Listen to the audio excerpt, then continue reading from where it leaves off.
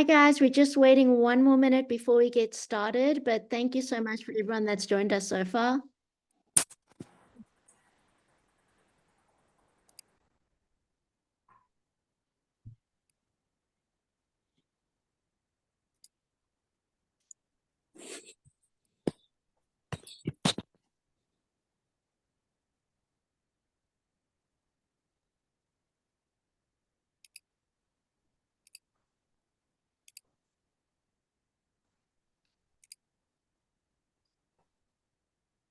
Cool. So I think people are still going to keep bombarding in, but I'd just like to welcome everyone who joined us here on time. And thanks for joining us for the Cave of Secrets book launch with Lynne. Super excited. Uh, and it's not just that, I'm excited that we'll be doing a giveaway of the hard copy to one lucky participant who is here with us today. To qualify, please stay until the very end of the event. Oh, sorry. I caught my tongue. At the very end of the events, when we'll be announcing the winner. Today, I'll be now welcoming our host, Merle Saferstein, an inspiring educator, author, and legacy preservation advocate, recognized for her work with Holocaust survivors and her best-selling Living and Leaving My Legacy series. Thank you, Merle. Merle, you're on mute. Thanks, Tams. I'm delighted to be here and so excited to celebrate Lynne's launch together with her today. What? Oh, I'm sitting here. Like, what's happening? All right, always something. So we're going to begin by, Lynne, I want to ask you how this came to be. And I know that you have some photos that you might show us that will give us some idea of how you began all of this. Yeah, so I'm going to share my screen first. We'll just start with those pictures and sort of tell you guys the journey of this story. And I know that throughout our celebration today, Tams is going to put the purchase links in the chat. And it would mean so much to me if you bought the book, especially during this time, because it helps with the rankings if we all buy at the same time. But so I'm going to share my screen and I'm going to show you guys a few things. Let me start this slideshow. And all right. So yes, we're here to celebrate Cave of Secrets, and I'm really proud of this book, my second novel. And a lot went into making it possible. So here is where I'm going to show you guys. 2 summers ago, in August of 2022, I stayed in this house in a little town in the north of Scotland in the Highlands called Tomatin. There's a great distillery there, and their whiskey is amazing if you like that kind of thing. And I just thought the Highland cow was really adorable, so I had to include it there. But I went there on a writing sabbatical, and I did not know what I was going to write about. I just knew I wanted to explore Scotland, hike, write each day, and be in another place for a month, really get to know the place I was in. And so while I was there, I started to research Jews in Scotland because I write a lot about Jewish identity. It's part of my author brand. And I came across 3 interesting people who were historical figures, Jews in Scotland, that I'm going to share with you in just a moment. But these are a few of the other pictures of when I was there. That's me on the Isle of Skye, and I think it's just a really fun picture. And on the right is Loch Lomond, which is where this book takes place. I went back last year when I was really in the thick of revisions for this book so that I could be in the area where the book takes place, because I was not in Loch Lomond at all when I was in Scotland in 2022. And when I was in Loch Lomond, I took a hike, which on the photo on the right are a set of steps, very, very steep steps up Connacht Hill, which is a real hike. It is where the book starts, and it's a real place. There is no cave that I found, but there is in the book. And I did that hike. It was hard and it was beautiful. And from a vantage point up on Connacht Hill, you can actually see the fault line that goes through Loch Lomond and sort of through the Highlands, and it was really, really beautiful. The middle 2 pictures are of the Oak Tree Inn, which is where I stayed near Loch Lomond, and it is sort of what the Monteith is based on, and that is the pub that is in the book. And so I wanted to sort of give you guys a sense of the real places that inspired the book. So the 3 historical people were Asher, who was the first Jewish doctor in Scotland, Hannah de Rothschild, who became the Countess Primrose. She was the wealthiest woman in Britain when she was 25, came from the Rothschild family from Frankfurt, Germany, and she ended up marrying a Scottish Earl, Archibald Philip, the fifth Earl of Rosebery, who was not Jewish, but each of these real people inspired characters in the book. And so that's, I think, where we want to start with our conversation. And then I'll lob it over to you, Merle. So Lynn, why Scotland? And also, I know that you chose Michigan and New York. So just tell us a little bit about why you chose those places. So Michigan, not New York, actually, but Michigan it's where I live, and so it's what I know really well. And Scotland has always fascinated me. I actually went there on my first honeymoon to my first husband many years ago, and we were Orthodox Jews at the time, and that was not easy to find kosher food in Scotland, actually. But I've always had a fascination with it, and I'll be totally honest. When I fell in love with the Outlander series of books, I wanted to go back, and I just wanted to explore the landscape and the people. And after I turned 50, part of my sort of desire was to go places not as a tourist, but to live there for a period of time, even if it's just a month, and sort of learn the streets, learn how to drive, learn what the groceries are like. And Scotland was the first one that I did, and it just spoke to my heart. There's just something about mountains and water that I've always loved. Right. Then you had talked about in the book, The Librarian, who had a tremendous influence on Margaret. And Yeah. I'm wondering if you've ever had anyone in your life who has impacted you in that kind of way, and in what direction it might have taken you.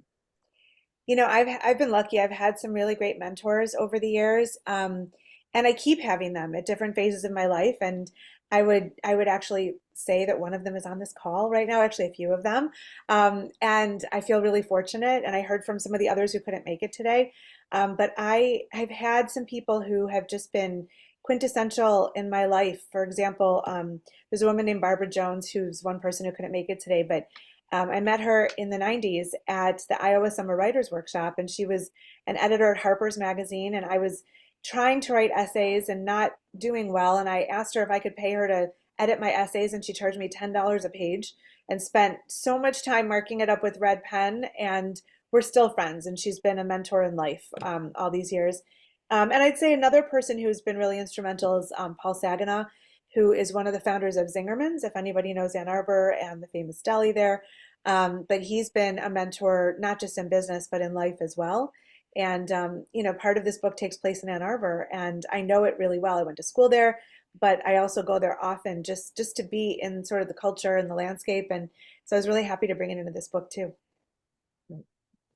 Okay, so you talk a lot about Orthodox Judaism and the descriptions of the Jewish customs. For example, matchmaking and marriage and dating, marriage and consummation. And I noticed that a lot of that is laced through the book. So I'm interested in whether you would share with us a little bit about your life as an Orthodox Jew and how that has influenced you, influenced your writing in the book, and influenced the way you speak of Judaism in all your books, actually.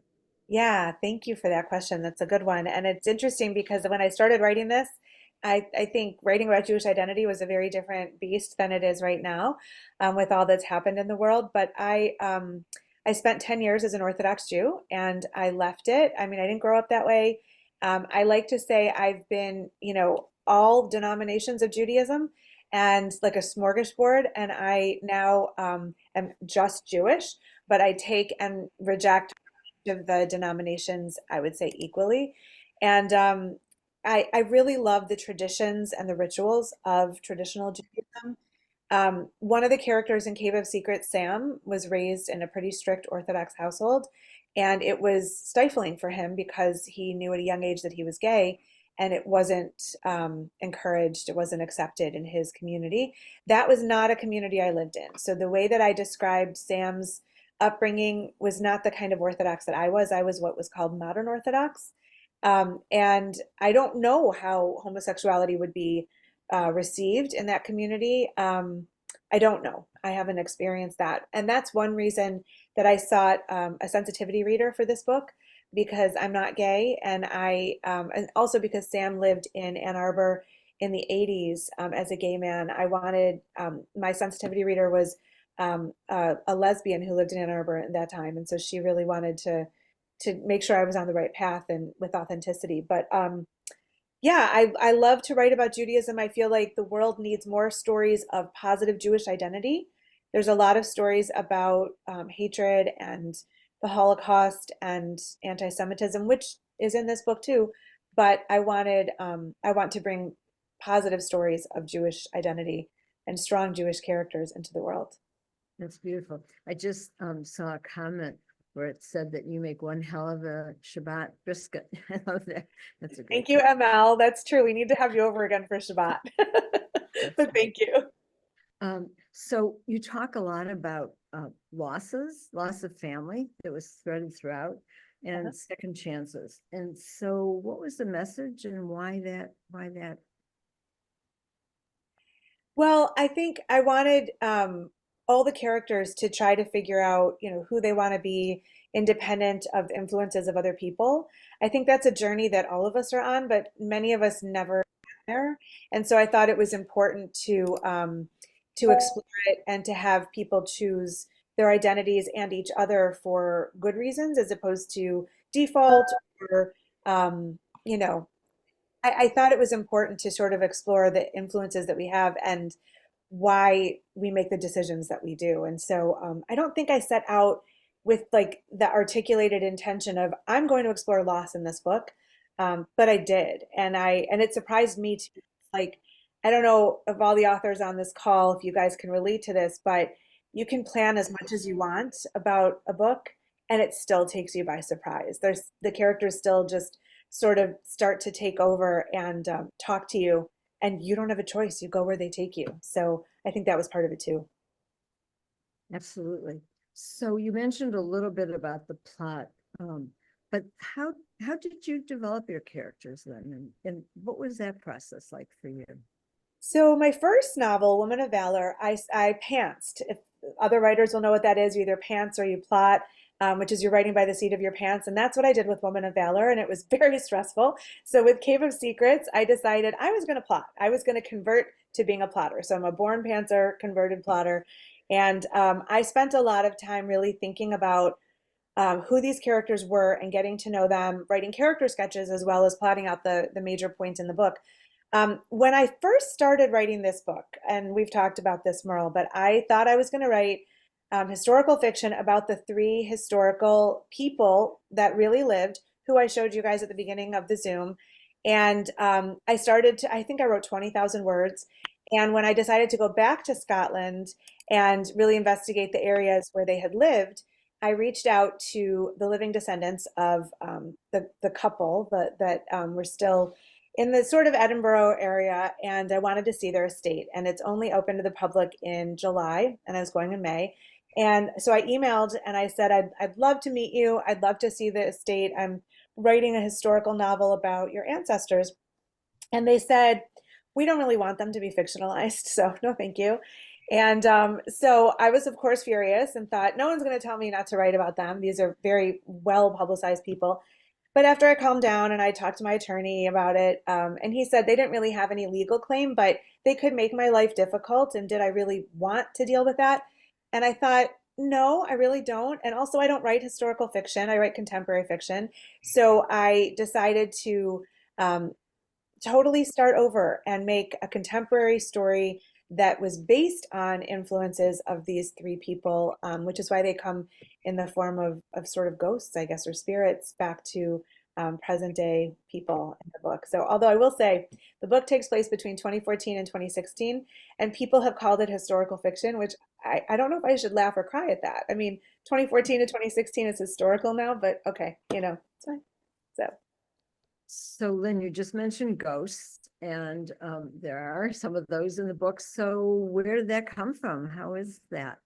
That was one of the unplanned surprises too, because I don't write magical realism, and I didn't see it coming. I didn't know how I was going to have at least Shira come back and send messages to Eve. I thought maybe in dreams or something, but then of course she was just there, and I thought that was just really cool. I don't know. It became one of the most fun parts of writing the book, to be honest, and I think I might have done it better than some of the other parts too. It just was I could just run with the imagination. It was really fun.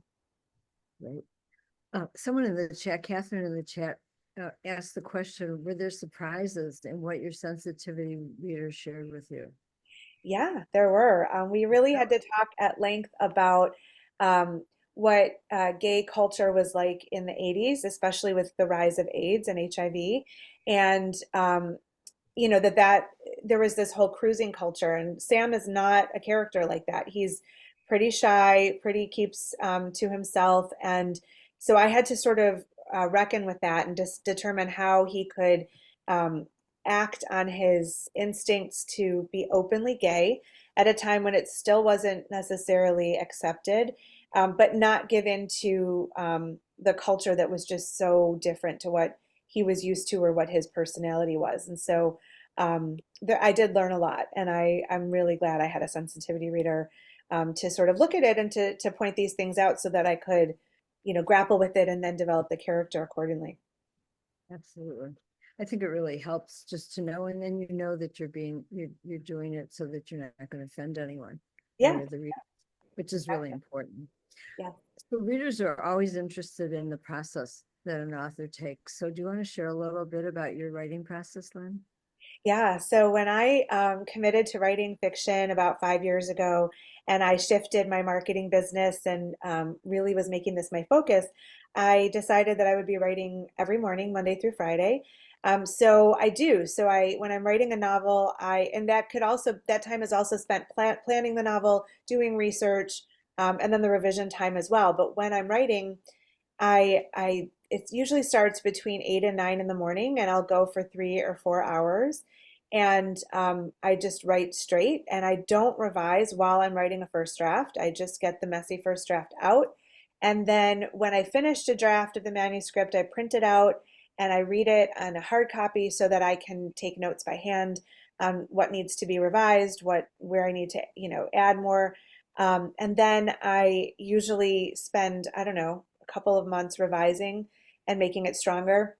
And then I send the book when I think it's as strong as I can make it. I have two early readers, my husband Dan and my best friend Katie, and I always send it to them because I know they're going to be honest. And so they gave me a lot of feedback, and I made it better. And then I sent it to my editor after that. And she actually had a number of edits as well. Apparently, I was doing what is called head hopping. So in the same scenes, I was in like Eve's head and then in Mac's head, and I didn't realize that. And so I had to really sort of work with that to have different sections where it was Eve's point of view and then it was Mac's, and not all in the same place. Because I had wanted it to be, a third person omniscient, a narrator.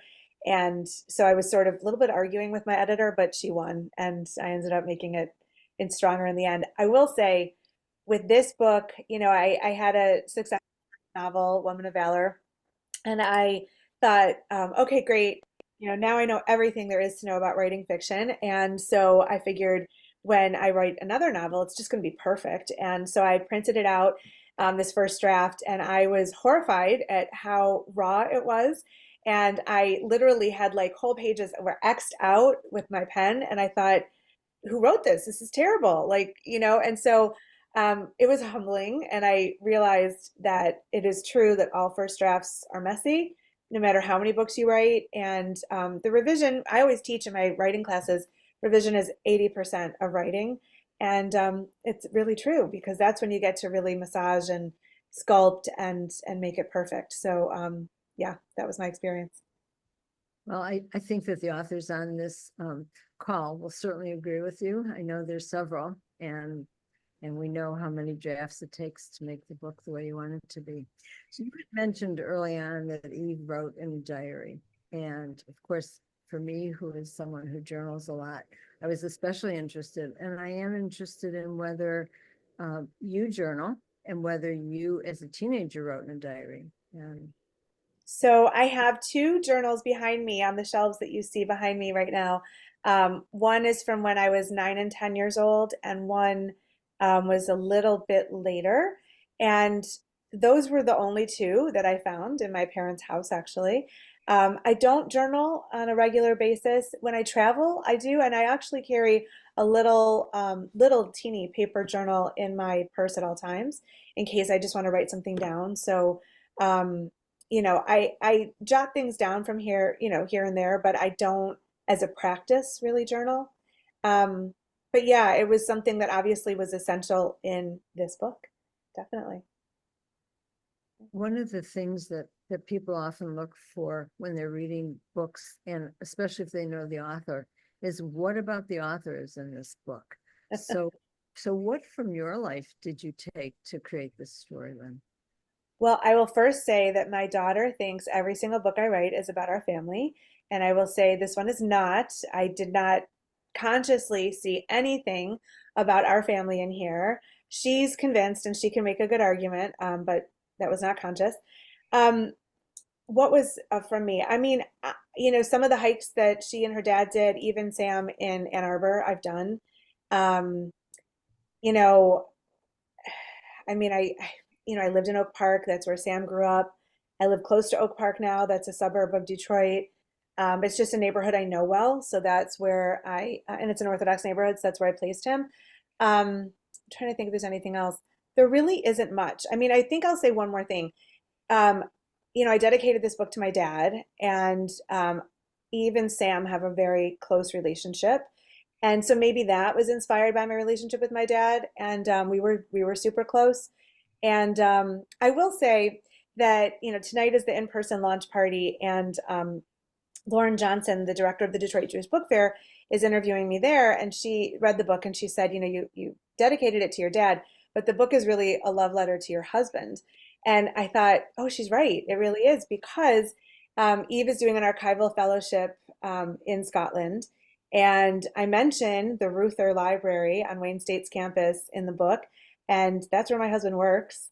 And I would have known nothing about archives if I hadn't married him. So I guess that's true. So thanks, Dan. I know you're on the call. Um, so maybe that's what comes from real life. And also, I mean, I love food, and there's a lot of food in my books.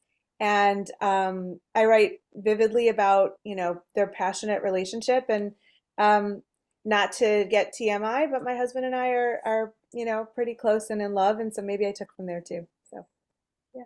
So just to piggyback on that, Lynne, you do write great sex scenes. I will say that. Okay. So, Thanks. no, true. So you touched on the question of historic battles influencing Mac's identity, and Eve wondered about her own and was kind of clueless about that. So will you talk a little bit about that and explain the background of that? Yeah, so in the Highlands in Scotland, there was this, I mean, there's a lot of history, but there was the Battle of Culloden in 1746, which was sort of the final battle in the rising up against the British of the Highlanders, the clans. And it was pretty significant because after that, the Scots were really banished from the Highlands, and that's why there's such a huge Scottish diaspora around the world today, unfortunately. But a lot of their culture, their language, so much of what made Scotland Scottish was forbidden. And so that's the sort of turning point in Mac's history, where he has to grapple with the fact that his family sort of made the leap from being clansmen to participating with the British. And he's not sure how he feels about that, So there's still in Scotland today a very vocal minority that wants Scotland to secede from the UK and be an independent nation. And it always comes up for a vote, and it doesn't always, it never passes. So that's still vibrant, but the Scottish culture just is so vibrant around the world. In terms of Eve's family, she was raised by her dad, and he severed all ties with his family. I mean, they severed with him, really, when he left and moved to Ann Arbor. And he really tried to sort of stay away from them because he didn't want them finding out that he was gay and taking his daughter from him, which in the 80s could have happened. And eventually they do, find him and find out what's going on and try to take Eve from him. And so, he just doesn't want anything to do with them. So she's really raised without any family background, and she doesn't know anything about her background. Her mother died in childbirth, and so she's sort of craving that family legacy as well. Right. Okay. So toward the end of the book, you talk about Jews standing alone and being apart. And there's a quote you have that says, "We desperately try to fit in, to assimilate, to belong, and we endure beyond all doubts." So you also write about the issue of anti-Semitism toward the end and where one lives. I'm wondering, Eve wondered if she could live in Scotland as a Jew. And with the sudden unleashing of anti-Semitism, do you feel that there is a safe place anywhere in the world for Jews to live? Oh, that's a really big question, Merle. I mean, yes and no. I went to Israel in March, and it was the best trip I've ever taken. I just went to help and to see writers, one of whom's on the call, which I'm happy to see Jennifer here. But I I had been there many times before, and I always feel safe when I'm there. But I live here. I live in the United States, and when the events of the past year have gotten too much to bear, as I'm binging all the news and too often listening to the Times of Israel podcast, I take a moment and say, okay, but nothing is really happening to me here. Like, thankfully, I'm fine. I'm safe, and so I think we're safe and we're not safe, and I've never felt that it's more important than now to be really strong and vocal in my Jewish identity. I've had Jewish star necklaces all my life, and I really never wore them. And after October 7th, I started wearing them all the time. So I think that I don't know the answer to the question, but I think that we have to be strong and proud in who we are, no matter where we are. And that's the only way we endure. Okay, thank you. So can you tell us about Eve's decision to write the book and the choices that she made as a result of that, and why she made those choices? Yeah, I think that Eve really was trying to find herself and who she wants to be in this. She leaves one career for another career, and um, is just trying to find her purpose. And I'll say that, I'm 53 years old, and throughout my life, I've said, what's my purpose? Like, what am I here for? And I live a rather privileged life, and I just, there has to be some greater meaning or way that the work I do makes a difference. And so I think I sort of channeled that into her as well. And I think she feels like she's on a mission to sort of correct mythologies of history and bring to the surface the hard truths that are important to know. Yeah. So you had mentioned October 7th, and I'm wondering how October 7th might influence your writing going forward. The last message that you left in the book was really very powerful, talking about hope for peace. But I'm wondering, Lynne, because of your desire to share as much about Judaism as you can, how you think that this will change how you write, if in fact it will at all. Yeah, that's a great question. Since October 7th, all of the nonfiction I've been writing has found its way back to Israel in some way. It's like I can't not write about it. I was writing about hiking in Hawaii with my son, and it ended up being about anti-Semitism. And I don't know. I mean, there were links, and I'm still working on that piece. But, you know, I have started and finished twice a first draft of my next novel, and um, I don't like either draft, to be honest. The first one was just too political and too much about Israel and terrorism, and I don't live there, and I don't feel like I'm the person to write about that. And I wasn't trying to write that story at all. And I think it just influenced me so much. And then I started to write a second version of it, and it still takes place in Jerusalem, but I just didn't find it interesting. I took all the politics and terrorism out of it, and I found it really boring. And so I don't know what I'm going to do with that book. So maybe it was just a hand warmer. One of my grad school professors used to say it's warming your hand to write the real thing. Maybe that's what that one is. And maybe there's another book that there is one in my head that I want to be writing, but that actually was inspired by Scotland as well. But what I'm going to be doing for the next 2 months is taking a break from writing fiction and just enjoying the launch of this book and try to write some nonfiction. I do a lot of creative nonfiction essays and try to get back to that and see what book I'm meant to write next. But it's certainly having a huge influence on my writing, and I can't really let it go. Yeah.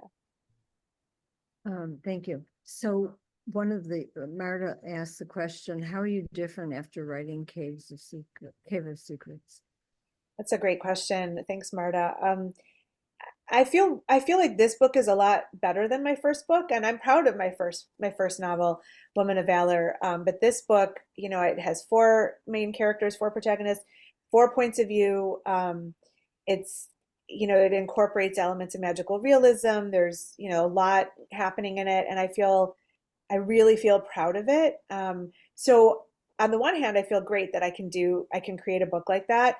On the other hand, the stakes are even higher, and maybe that's why this third book is such a disappointment to me. I'm like, as I was reading the printed version last week, I was like, this is so boring. Who's ever going to read this? And if I publish this, it's like an end to my author career. It's like terrible. So maybe I was a little cocky after it too. I don't know, but I guess, like the words don't lie. And so when I saw the truth on the page, I'm like, all right, back to work, and have to get back to being that sort of humble writer and not ride the crest of this wave too long. Is it hard for you to throw away words, Lynn? Oh God, yes. Yeah, they're stacked over there, which you can't see, but I can't even throw out the pages because I'm like, well, maybe I'll come back to it. Maybe I will, but maybe I won't. Yeah, that's hard. So what are the messages that you really want the reader to know? What are you leaving us with? Well, in Cave of Secrets, I think the biggest message is that you have to love yourself before you can love anyone else fully. And that accepting yourself as you are, with even doubts and insecurities and flaws, is just the only way, Yeah, and I think also that, the lessons of history are not just relegated to the pages of history. That unfortunately, as we see again and again and again throughout history, we humans make the same mistakes over and over, the same petty bigotry and hatred and issues. And so they're always current issues, current events. And so I think that's a little bit of a reckoning for the reader. I hope, yeah. That's great. Okay, I think, Lynn, what we're going to do now is open up to questions. Yeah. So if anyone has a question, and we hope that you will ask Lynn, this is an opportunity to talk to her and learn a little bit more about her book and her writing. Please either raise your hand or just put in the chat that you'd like to ask a question. Anyone? Or you can unmute and just say hi.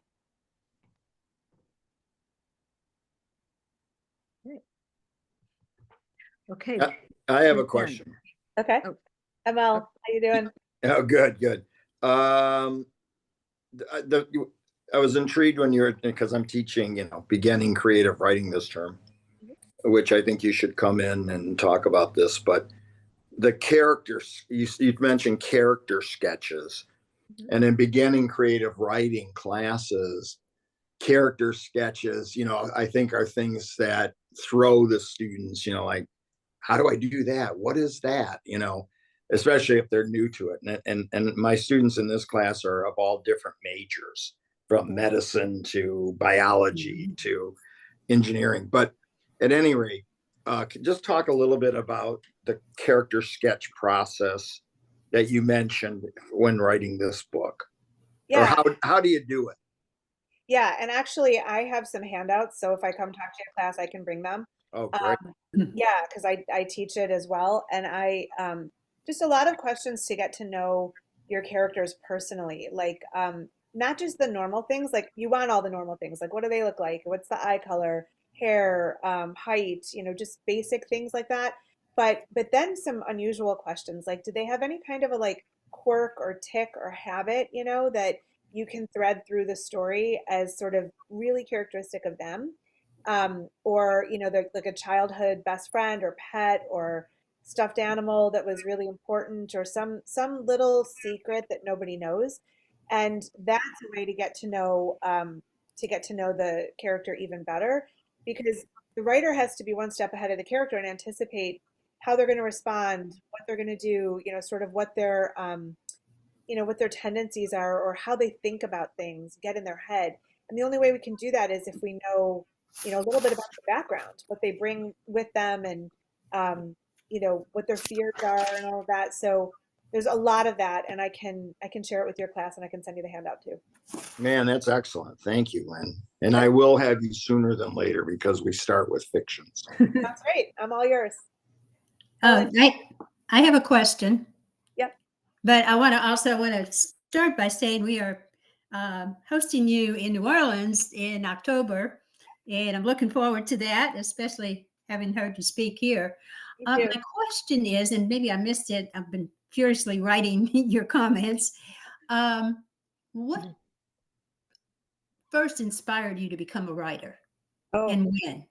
I don't think I made a conscious choice to become a writer. My mom says I was 6 when I wrote my first story, and I'll trust her on that. She was there. She remembers more clearly, but I've always been writing. And so when I was a kid, writing, and even today, writing is how I make sense of the world. It's how I figure out what I think and what I believe. Um, when I was 9, there was a boy down the street who died tragically, Hmm. and I went to his funeral. It was the first funeral I ever attended.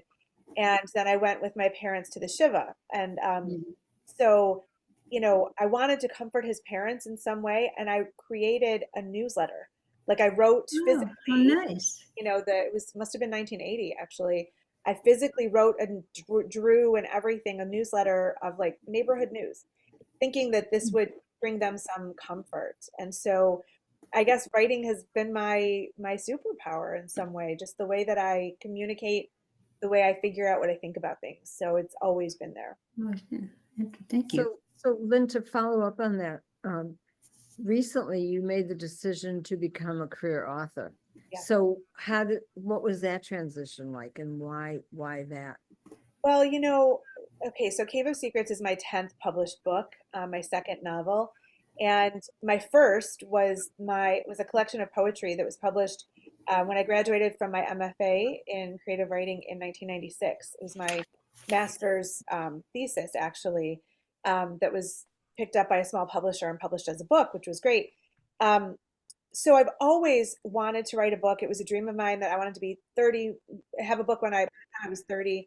And actually, that came out when I was 26, I think, 25. So I beat the goal, but I always wanted to write creatively, and I wanted to write books, but I didn't think I could do it as a career. I didn't think I could make any money at it. And so I worked as a journalist, and then I've worked in marketing for almost 2 decades. And, I've written for pay, but not creatively. And I decided as I was approaching, or as I was at midlife, I've always wanted to do this. And when am I going to? Like, what am I waiting for? And so about 5 years ago, I said, okay, I better do it now, because who knows how long I have. And so I started to shift my business. I downsized the business. I fired some clients. I decided to keep just enough to have income. And then I flipped my schedule so that instead of working in the morning, which is my most creative time, I wrote in the morning, and then I worked in the afternoons. And I also returned to teaching writing, which I've always done since I got my MFA. And I really ramped that up so that I could try and surround myself with all things writing all the time. And so I have 2 clients that I kept from before. And the only clients I really take on now for marketing are writers.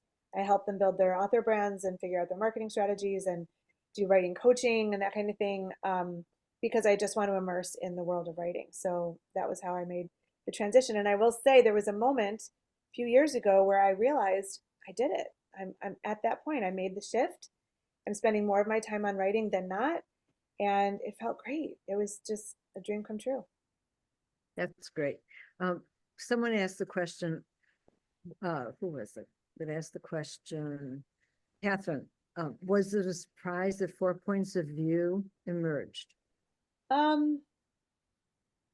No, that was part of the plotting, actually. I wanted to challenge myself to have more than one point of view. So in Woman of Valor, there's a first person narrator and it's just Sally's story, which I think is fairly easy to do because then you imagine that it's you and you can really get into the character's shoes and stay there the whole way. And I wanted to challenge myself to do something a little harder and see if I could, you know, adequately be in different points of view, different people that I've never been. So Sally was a young woman who chose to be Orthodox. Hello, I did that, you know. But I did not. I was not raised by a single father. I've never been a gay man. I've never been a Scottish woman who grew up poor in Glasgow, and I've never been a privileged, you know, son of an earl or a lord in Scotland. So it was a challenge, and I rose to the challenge, I think. So you guys let me know. You Yeah. did a great job. Thank you. Brianne, you had a question. You're muted. Yeah, well, I was just gonna comment, you know, just having met Lynne previously and just talking to her and reading about her, you do so many different things. You really are a multitasker. But like you say now, in terms of your writing, you know, because you work with other authors, so I guess, you know, I was gonna ask which part of this is your favorite, but I think it probably all, go and you answer, but I think it all kind of works together. Yeah, that's a great question, Brianne. Thank you so much. You know what? I love teaching writing actually, and I love writing. And I love speaking to audiences about my books and about storytelling and about writing. So I like all parts of it. And to be honest, I even like the marketing. Like when I work with my marketing clients, I always say, "Oh, you know, I can't believe I have to do this." But the truth is that work allows me to do this, which is a real gift. And I'm pretty good at marketing, and I think that's an awesome skill. So I think I like it all. I think I'm privileged that I do. So It's great to use all your talents. Yeah, and you do a great job at that. thank you. Yeah. And as an author, to have the marketing background is so helpful then because you really know how to do it and you do it right. Thank you. When? Do you have Yes. Hi, Elaine. Hi, Hi. What you said in the really resonate with me. You mentioned that we have to love ourselves. So where are you to you know to give love and to receive love? Uh-huh. I'm wondering who you think will be our readers, and in general, do you think that we humans, you know, doesn't matter who are your readers, just in general, people don't realize they have to love yourself. Is this the why you try to using your story get people to think that way? So two questions are basically, one is readership, one is in general, what do you perceive? What do you think about we humans? Well, I mean, my readers tend to be more women than men, although men have read my books and like them, but I'd say midlife to older women. But again, there have been women who are younger who've read them and like them. So it's interesting too, because I didn't intend this, but the fact that this book takes place in Scotland, there's a huge audience of people who are fascinated with Scotland and love it. And I actually did a soft launch earlier in August at the Michigan Highland Games, and it was hugely successful. I was the only author there as a vendor, and people just bought the book and loved it, and they were so excited. And so I love that. I love that a book that has Jewish identity as one of the themes is of interest to people who aren't Jewish. That's my goal. You know, that's one of my goals. The second part of your question is, ask it again, just so I. In the end, you said, you know, you want to inspire people, and we have to love ourselves Yeah. to receive love and give love. Yeah. What do you find in general? From my experiences, I don't feel people realize that they just want to just live day by day, not thinking about themselves.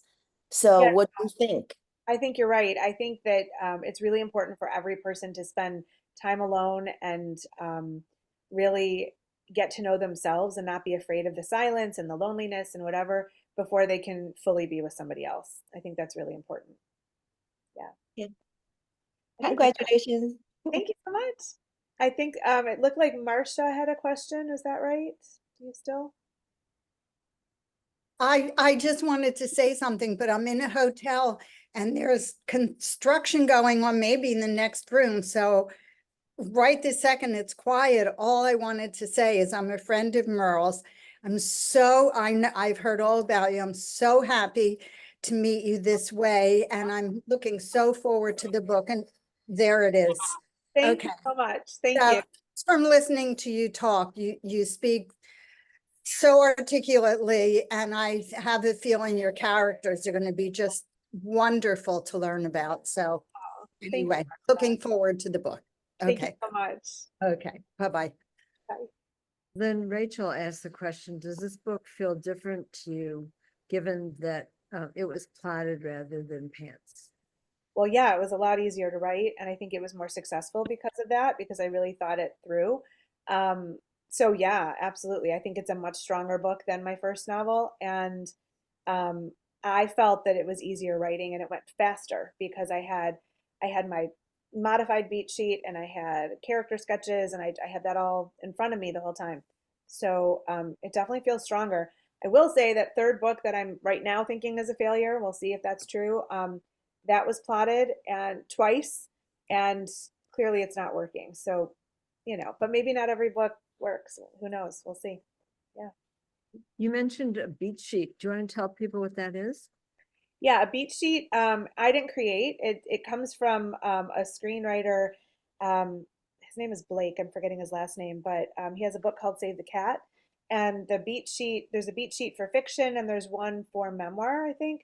And it's a tool to plot out a book that you're writing with 15 beats from start to finish, and it sort of explains how the story arc should go. And I've taken it and modified it slightly for my own use, and I share it in classes that I teach about planning your novel or writing a book or whatever. And so there's lots of different tools out there to plot novels, and this is one of them. Yeah. Okay. Does anyone else have a question? Or comment? Something anyone else would like to say? Lynn, is there anything you would like us to know? Anything else you would like us to know? No, I'm just so grateful for everybody who's here to celebrate with me today. This is a really big milestone, and I'm super proud of this book. I hope you all love it.